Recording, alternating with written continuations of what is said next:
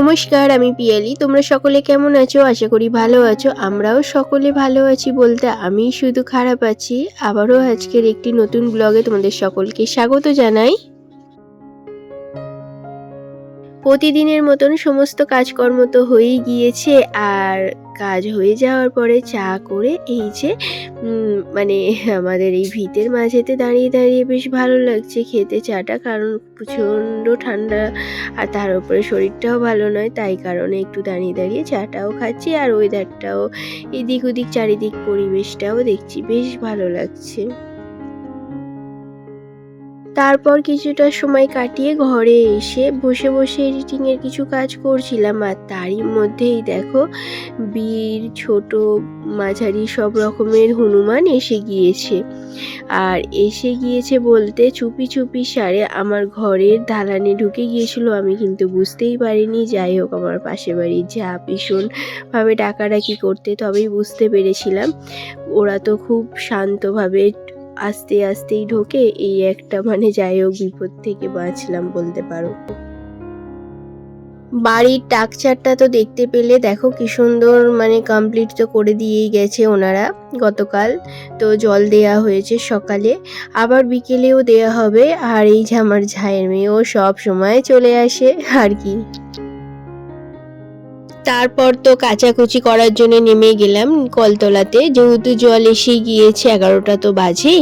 তো এখানে জ্যাকেট ছিল, ছেলের দুটো জামা প্যান্ট ছিল, সব মিলিয়ে এগুলোকে কেচে নিচ্ছি। আর আমার এই কথাগুলোর হয়তো তোমাদের বুঝতেই পারছো কতটা শরীরটা খারাপ, গলাটা ভীষণভাবে ধরে গিয়েছে, জ্বর সর্দি। যেদিনে কাচাকুচিগুলো করেছিলাম গতকাল, তারপরের দিন আমি ভয়েস ওভারটা দিই, তো তাই জন্য আরও বেশি আমার শরীরটা খারাপ হয়ে গিয়েছে, তাই কারণে আরও বেশি লাগছে আর কি। তারপর ভাত বসিয়ে দিলাম, ভাতের মধ্যে আলু সিদ্ধও দিয়ে দিয়েছি, ভাত আলু সিদ্ধ দুটো হচ্ছে। আর তার মাঝে ছেলে তো মাছ এনে দিয়েছিল, আজকের এই মাছটা হচ্ছে তোমার লটিয়া মাছ নিয়ে এসছে ছেলে।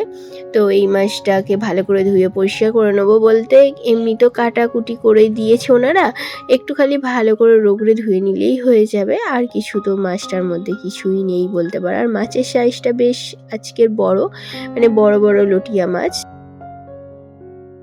আমরা কিন্তু কোনো মেয়েই খারাপ বউ হওয়ার স্বপ্ন নিয়ে শ্বশুরবাড়িতে যাই না, তাকে পরিবর্তন করে সে বাড়ির মানুষ ও পরিবেশগুলো। তখন কিন্তু সে একটা খারাপ মানুষেই কিন্তু পরিণত হয়ে যায়, কিন্তু সে যে তার ভালো গুণগুলো দিয়ে যে তাদেরকে অনেকটাই সহযোগিতা করেছিল, সেগুলো সবই ভুলে যায়, বা কোনো কৃতজ্ঞতা বলেও কিছু থাকে না।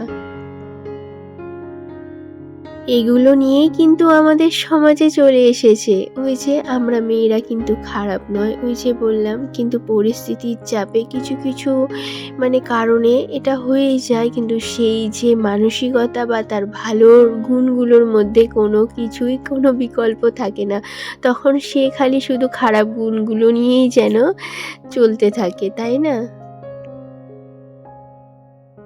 যেটা হওয়ার আছে সেটা হবে, আর যেটা হওয়ার নেই সেটা হবে না, এগুলো নিয়েই আমাদের বাস্তবতার সাথে মেনে নিতে চলতেই হবে। আর এদিকে দেখো আমি তো ভাত বসিয়ে দিয়েছিলাম, আর এদিকে তারপরে লটিয়া মাছটা ধুয়ে ভালো করে নুন হলুদ মাখিয়ে ওকে ঢাকা চাপা দিয়ে রেখে এসেছি। কিছুটা জল মতন বেরোয় না মাছটার মধ্যে, সেই জন্য ওটা একটু রেখে দিয়ে এগুলো শুকুর দিতে মেলতে চলে এলাম। আর যেগুলো সকালে যেগুলো মেলা ছিল সেগুলো প্রায় শুকিয়ে গিয়েছে, এগুলোকে এবারে ঢুকিয়ে রেখে দেব। আর যেগুলো কাচার জিনিস আছে সেগুলোকে মেলে দেবো। এইভাবেই এখন আমাকে শুকুর দিতে হয়, মাঝে তো কোনো দড়ি খাটানোর কোনো অসুবিধা ওগুলো তো হবেই না। এই দেয়ালের দিকে এই দড়িগুলো যেরম যেরম দিয়ে দিয়েছে আমার হাজব্যান্ড, এইভাবেই আমাকে এখন মেলতে হচ্ছে। আর এইভাবেই আমি কেচে ধুয়ে শুকিয়ে নিই। আর যেহেতু মিস্ত্রিরা তো আসেনি, তবু কিছুটা হলেও সুবিধা যে আমার কাঁচা ধোয়ার শুকনো, কারণ বালি সিমেন্ট পড়লে কাজটা একদমই ঠিকঠাক হবে না বা শুকাবে না, এইটাই আর কি। আর এই দেয়ালের দিকে না ভীষণ রোদটা অনেকক্ষণ থাকে বলতে পারো। আর এই চারিদিকে পাইপ পড়ে আছে, যেহেতু জল দেয়া হয়েছিল সকালে নাগাদ, আবার বিকালেও দেয়া হবে, এইভাবে ওই জন্য লাগানো রয়েছে। খালি শুধু মোটরটা যাই হোক বন্ধ রাখা আছে, এটাই আর কি। আর তারপরে তো আমার স্বপ্নের বাড়িটা যখন হয়ে যাবে তখন তো ছাদেই মেলবো, তখন আর আরোই অসুবিধা হবে না। আর শীতের জিনিসগুলো যে কম্বলগুলো যে রোদে দেওয়ার মতন পরিস্থিতিও নেই যে দেবো, একটু আরাম লাগবে গায়ে দিতে, কিন্তু কিছু করার নেই, পরেই দেয়া হবে আর কি। আর এদিকে এই দেখো ডালটা তো বসিয়ে দিয়েছি, কিছুটা ওই যে ফেনা ফেনা মতন উঠে যায় যতই মানে কম ফ্লেমে রাখি আর কি। আর এদিকে মাছটা মানে তুলে নিয়েছি, যে জলো জলো ভাবটা যে শুকনো হয়ে গিয়েছিল। যারা লটিয়া মাছ করে তারা তো জানে কতটা জল বেরোয়। ওই মাছটা একটু তুলে মানে ভালো করে ঘেটে তুলে রেখেছি। আর এদিকে মশলা বলতে আদা রসুন আর টমেটোমের পেস্ট দিয়েছি, একটু পেঁয়াজ দিয়েছিলাম অল্প, এই পেস্টটাই দিয়ে দিলাম আর পেঁয়াজটা ভেজে নিয়েছি। আমি এইভাবেই লটিয়া মাছটা করে থাকি, যেহেতু এইভাবে লটিয়া মাছটা করলে না ছেলে ভীষণ ভালোবাসে, আমাদের থেকেও ছেলে বেশি পছন্দ করে লটিয়া মাছটা। তো সেই জন্য ওর পছন্দ মতনই মাছটা নিয়ে এসেছে আর কি। ওই মাছটাই এই যে ঝাল করে নিচ্ছি। আর দেখো এই যে এরকমভাবেই মাছটা তুলে রেখেছিলাম, একটু তাও হালকা হালকা যতই ভেজে রাখি যে একটা জল জলতা ভাব থেকেই যায়। তো যাই হোক মাছটা ভেজে ভালো করে মশলাটা আগে কষিয়ে নিয়ে তারপর আবার মাছটা দিয়ে আবার ভালো করে কষিয়ে নিচ্ছি এইভাবেই, কিন্তু জল দেবো না।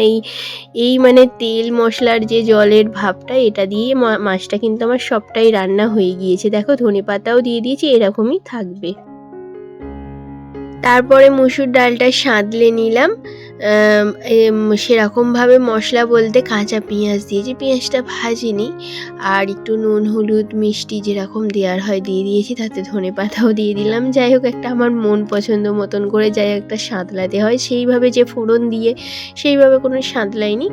এটাও খেতে খারাপ হয় না, ভালোই লাগে বলতে পারো। খাওয়া দাওয়াটা করে নিই।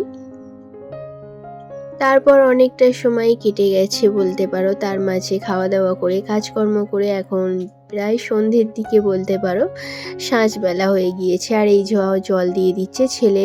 আমার যেহেতু শরীরটা ভালো নয়, এইসব কাজ আমাকে দেয়ও না সচরাচর, ছেলে এগুলো করে থাকে বা আমার হাজব্যান্ডই করে থাকে। তো সেইগুলো ওই জন্য মোটরটা লাগিয়ে এখন জল দিচ্ছে। এখন প্রায় 5টা নাগাদ বাজে, আর এখন তো সন্ধ্যা হয়েই যায়, জানো তোমরা সকলে শীতের বেলা। চারিদিকটা দিতেই হচ্ছে, যেহেতু ইটের গাঁথুনির সাথে তার সাথে ঢালাই দুটোই একসাথে জলটা দিতেই হচ্ছে। আর সকলে এসে দেখে গেলে বলছে একটু ভালো করে জল দিও, তো সেই মতন জল দিলেও কি হবে, এই যে সিমেন্টে জল দিচ্ছি কিছুক্ষণ বাদে জলটাকে এমন টেনে নিচ্ছে বোঝা যাচ্ছে না যে জলটা দিচ্ছি। যাই হোক ছেলে জল দিয়ে তো চলে এসেছে বলতে পারো। আর আমি এদিকে সন্ধ্যা দিয়ে দিলাম, কিছুটা ধুনোও জ্বেলেছি।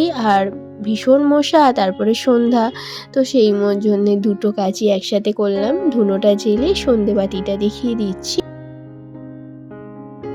তারপর দুজনের জন্য চা করে নিয়ে চলে এলাম, চায়ের সাথে কফিও আছে বলতে পারো, আমার জন্য আর ছেলের জন্য। তো চা আর বিস্কিট এই যে নিয়ে বসে পড়েছি। ছেলে এই যে অঙ্কের যে উপপাদ্যগুলো আছে না, যেহেতু টেনে উঠে গিয়েছে, আর সেই জন্য এগুলোকে রেডি করছে।